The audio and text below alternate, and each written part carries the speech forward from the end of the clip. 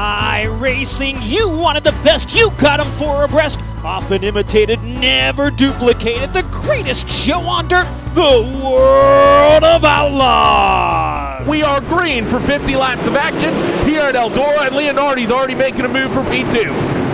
Yeah, and Drew Herchko has dived way down to the inside Armco, or the concrete, excuse me, but he is covering the nose of Zach Leonardi well, and for Howard Weaver, he's just staying right down the middle of the track, and honestly, the high side to 1 and 2 seems good, the middle side between 3 and 4 seems good, and when you're the leader, you get to pick. Howard Weaver still doing a good job maintaining that lead spot. Tyler DeCarm in second. Zach Leonardi still in third. Drew Herchko and John Fiddler, they're going to be duking it out. The two teammates, they're going to be wheel-to-wheel through 1 and 2. And if you look into the background, almost your entire field from third on back is 2 by 2 by 2 by 2, as both ends of the racetrack seem to be racing. You see the 94 and the 1. That's Phil Diaz and Austin Carr. They're duking it out. The 33 and Charles Gosper going to get in this fight as well. Austin Selman not far behind. But this is great to see, Cam, see this many cars on the top and this many cars on the bottom. Yeah, and Drew Herchko, he's been suffering that inside line. He's been passed by his teammate John Fiddler. He's been passed by, secured the pass by by Zach Leonardi. And I have to say, for the driver of James Edens, he's comfortably running that outside line right now. He's tapped the outside wall a couple of times, but as long as Drew doesn't track up too much, it should be easy for James to secure that position. He throws that massive slider, but he always backs out, Drew does, because he knows if he does let that car slide up, he's going to get a massive wallop from that number 52 car, and it ain't worth it when you've got a 50-lap feature in your only lap number 6. Talking about the different lines people are running, we just saw it for the top 3. Leader in the middle, second place up against the wall, third place down on the bottom. That third place driver just became the second place driver as the 25 of Tyler DeCarm gets pinned back to P3. So championship rivals, first and second, run first and second in this feature event, as Howard Weaver still has a 5 to 6 car length advantage, actually a bit more than that, over the 24 Zach Leonardi. And Leonardi very, very rough through 1 and 2. That last time gives Howard an extra few car lengths. So the 07 comes across the time beam right now. Gap has opened up to nearly 3/4 of a second for that 07 machine, as cars are starting to slowly mix their way up to the top. Yeah, and for Howard Weaver, he's cleared everyone as it dawns on me that we don't have a single vehicle here with the number 99, which is weird to me because at my home track there's like 5 cars with the number 99, but irrelevant to that right now. I have to say, for Zach Leonardi, his lap times are faster than Howard Weaver, but he doesn't actually seem to be gaining anything on Howard Weaver. I don't necessarily understand the science on that one, but it looks to me like no matter what, Weaver just has kind of control of the track right now in its current state, but you know what? When you've got 40 laps to go, Rainey, the track is going to get that much more demolished. You're absolutely right. The track's going to ebb and flow in a race like this, and we're already starting to see that. We saw in the first sort of 8-9 laps this track be very, very racy. We've seen, though, the last 3 to 4 drivers really moving up to different ends of the racetrack, mostly to the top. You see a couple drivers really running the middle, but for the most part, everyone's circulated to that top groove. I really don't see anyone that's pinned down to that inside wall. The 25 DeCarm is keeping that 24 car really, really honest, and Leonardi has made a couple of mistakes while he's out here in the second spot. So Tyler DeCarm, that dead zone car, doing a good job harassing his teammates.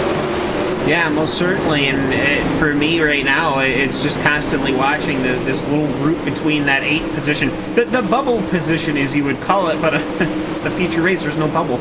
I'm surprised Drew has just been trying to keep that inside line. I know he's comfortable in there, I know he likes running the inside line, but it's Eldora. At some point, you're going to have to, I would honestly just run the outside line to help wear it down so I can work that inside line. I'm waiting for Matt McKinney here.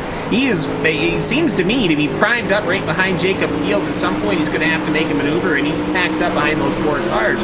As looking at the splits between Howard Weaver and Zach Leonardi again, well, Zach Leonardi had some kind of bobble. He ran a 16.1.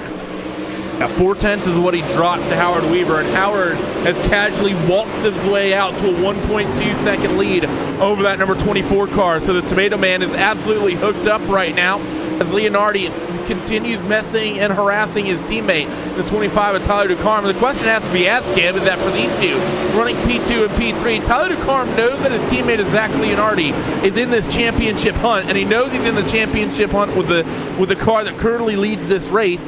If if you're Tyler DeCarm, how much of a bro do you be to Zach Leonardi? Do you let Zach finish P2 for the points, or do you get greedy and do you duke it out for the $250? Yeah, well, I would just fight it out for the money. I mean, heck, we've only got 3 rounds left. Get your money while you can. Get your points while you can. You got to secure your position for next season.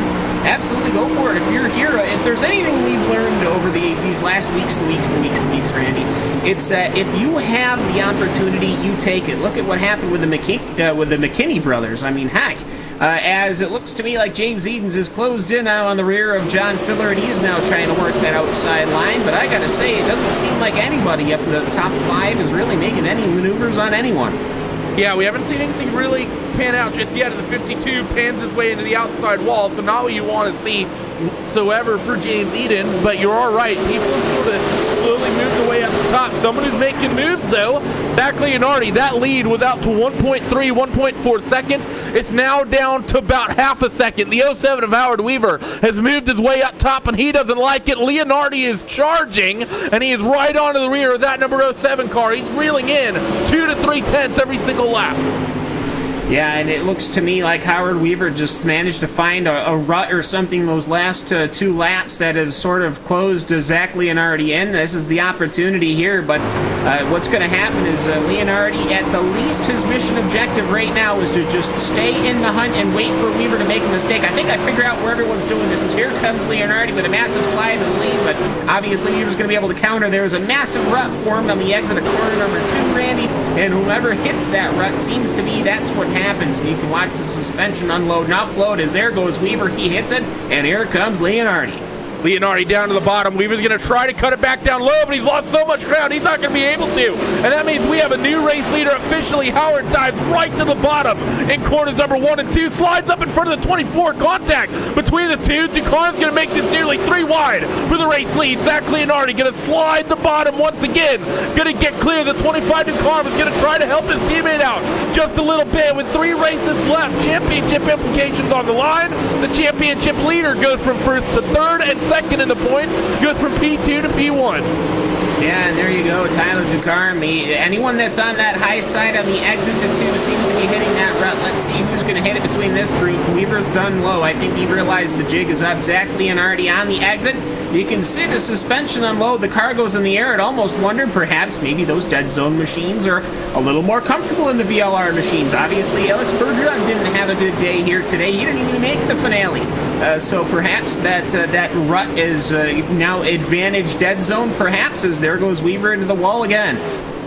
Weaver's going to need to make a move on Tyler DeCarm. He's not going to be happy because I believe as they run, I think if Leonardi takes victory, he will inherit the championship points lead. I'm not 100% on that. Things are going to be very, very close in that regard as they head towards the penultimate round. Let's take a look up and down your field, though, see if we can find a couple of other fights. The 9 of Matt McKinney and the 007 of Jacob Fields are very, very tight as Hugo and I work on the same wavelength and immediately jump to the same battle. The 9 of Matt McKinney and that level 7 car right up against the outside wall. That 007 of Jacob Fields not doing a great job trying to keep it there, but he is trying. And I'll say one driver, Cam, he's had a really rough night tonight. Started P4. Drew Hirschkill finds himself circulated back to P10. Well, that's what happens when you try to run that inside line. He should have ran the outside while he could, and now it's at that point where it's almost impossible to pass people. Also, look at the mud on these vehicles. Look at Jacob Fields and Matt McKinney and Phil Diaz.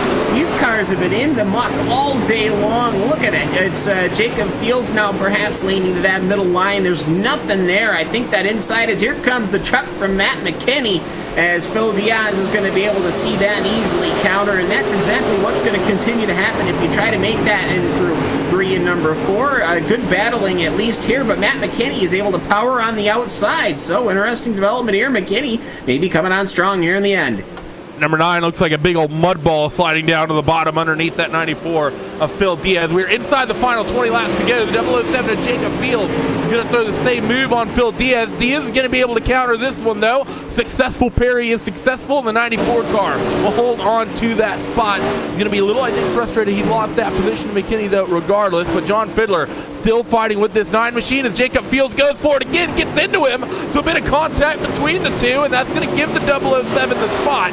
But it was a little bit physical on him having to take P8 away like that. Yeah, Matt McKinney, meanwhile, is closed right on in on John Fiddler, and I gotta say, we do have one lapped car here. That's Nick Cooper. He's running the very high end, the very inside line, not the high line. Everyone else is running that high line. Nick Cooper is wisely running that inside line, and I gotta tell you, being a lapped car here is miserable.